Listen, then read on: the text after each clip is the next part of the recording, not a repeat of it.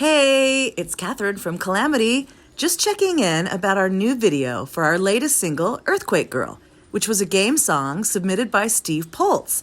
It's a Calamity collaboration, and we filmed the video up here in the high desert with the amazing folks from Edge of Wilderness. You can watch the video now. Find it on YouTube or at heycalamity.com. We recorded our song in December of 2021, and if you've been playing along, you know that we've been on a studio tour, recording one song at a time at some of the amazing studios in San Diego and sharing a little behind the scenes and interviews with the producer.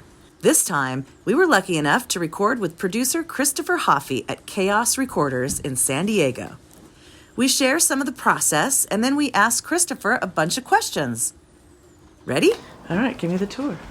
So most everything happens here. So we do the living room, dining room, and even in the kitchen sometimes we'll have people peeking in through here to like watch everybody play. And then here's the control room area. This is where we'll have Nisha do the singing. Perfect. And then a nice back area. I love your view here is ridiculous. Yeah. So good. Well, no, what's nice, I don't have any neighbors next to me, I don't have any neighbors behind me, and no one lives next door. How for 2 perfect. years. So, like, yeah. This is gorgeous, Chris. Love it. Yeah. The Marsha, you ready to rock? I am. You look ready, baby. I'm ready to rock and roll. Oh. You look ready. That's cool. Look how many picks I brought, because do you know how my picks disappear? They just disappear. They go into this void, so I brought a lot.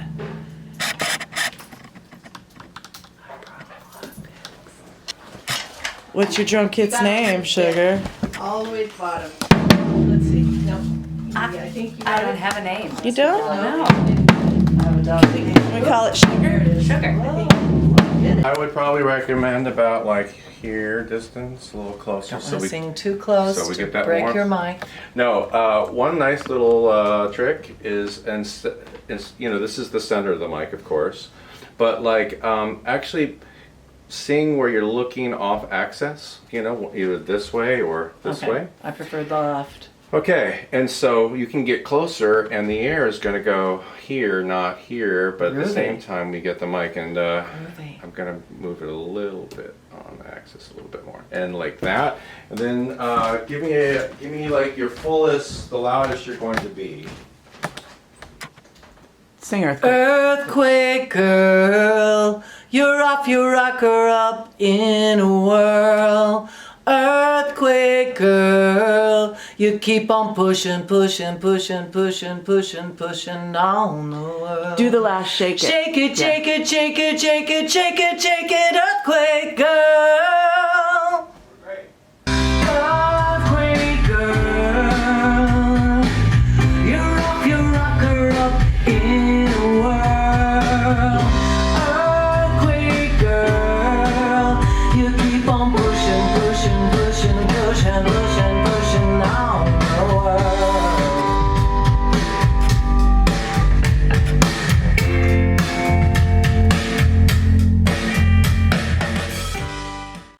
Christopher Hoffee, I've been to your other studio in Escondido. I've never been to this studio. Can you elaborate on what makes this different or what you're really digging about this place? A lot of people's had life-changing events the last few years, so certainly one's for me. And this place here, I really like a lot better than the old place. I love the old place. I had the old place for over 20 years, and a lot of great music, a lot of things. And this place, I just want to do the same thing, except, you know, except it's here now. Okay, so one of the things I've always loved about your recordings is that you make music out of things that are not musical instruments. And I wondered if you had a favorite non-musical instrument, Favorite non-musical instrument? Wow. I mean, animals are actually kind of a lot of fun. Dogs, the ice cream man, he likes to come by every once in a while at 7 p.m.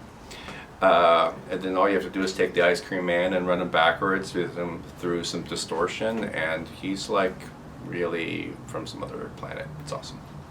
Yeah. Another thing that people know about you, Christopher Hoffee, is that you're an amazing photographer, and people enjoy your online presence a lot of the time for your photography. Can you tell us how you got into that and what you enjoy about photography?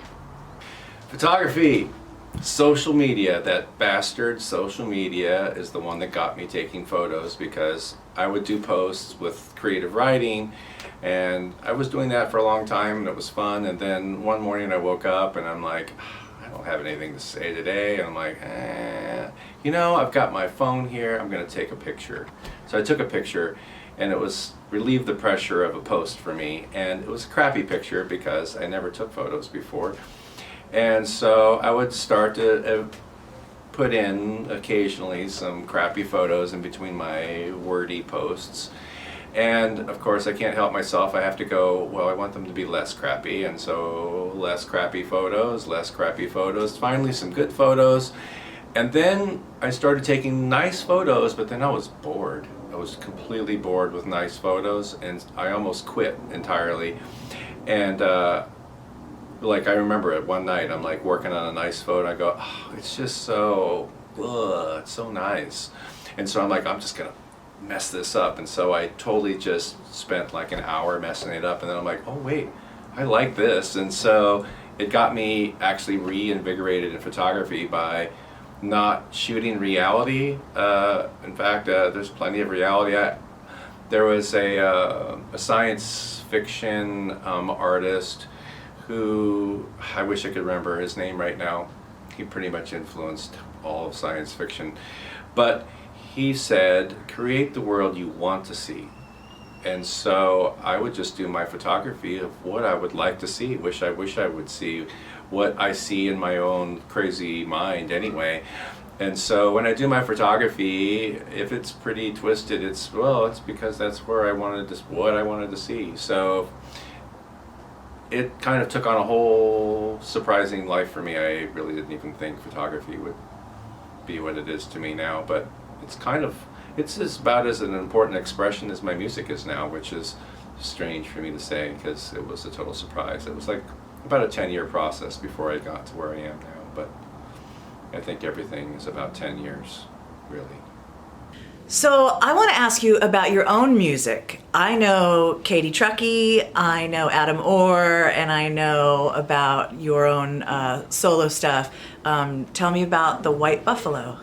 Yeah, Katie Truckee, he was the Truckee Brothers, which was a really fun project, which wasn't planned, which is always nice when it's not planned. And it came out of nowhere, and it kind of ended out of nowhere the same way, which is its nature, I think. And Adam Orr was a response of earlier bands breaking up because the dang singer always busting the bands up. So I just said, well, I'm going to have my own solo project.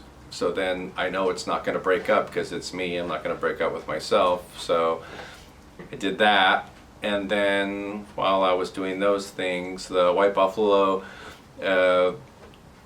that whole thing was fun because the drummer of the Truckee Brothers, and for my solo stuff, Adam Orr, he's also the drummer for White Buffalo, and they had come over to my studio to record, and so that's when I kind of got in them with them. And then that was it. And then there was this long period of not performing live, which was really dragging me down. I was getting depressed because I like to tour. And their bass player quit about, I think, like 10 days before a whole tour and a new album came out. And they're like, who is going to learn 40 songs with no rehearsal, because there was no time, and sing backup on it?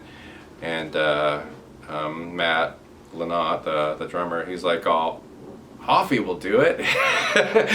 And and so he called me up, and I started playing bass and singing backup and playing keys with him, and now I'm going to be doing keys, backup, guitar, and bass, just a whole bunch of things which I like to do anyway. So it worked out just perfect. So now I get to do my balance of traveling a lot and then freaking out in the studio and making weird sounds with my friends. And yeah, super thankful, super lucky about everything.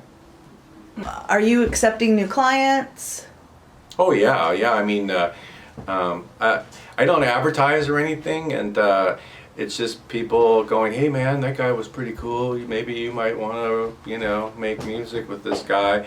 And yeah, all the time, and everything, all types, all kinds, and for whatever you want me for. Is it just engineering? Is it songwriting? Is it producing? Is it someone you need to play on something? I don't like having a small structured idea of things. I just, whatever the song needs, because for me, like for music, the music is the song is everything, and so whatever that is, whatever makes the song better, then that's what I'll do, and so is it just pressing record instead of a microphone, or is it helping with production, or is it playing on something, or mixing or mastering, whatever it is, like song first for me, and even more so the process of recording the song. So many people kind of like think about just the end product and not what's happening going into the song, and that influences the song heavily, and the process needs to be feeling creative, like there's no bad ideas, everything's a possibility, that it's a safe place, to express and do anything and everything that is being felt.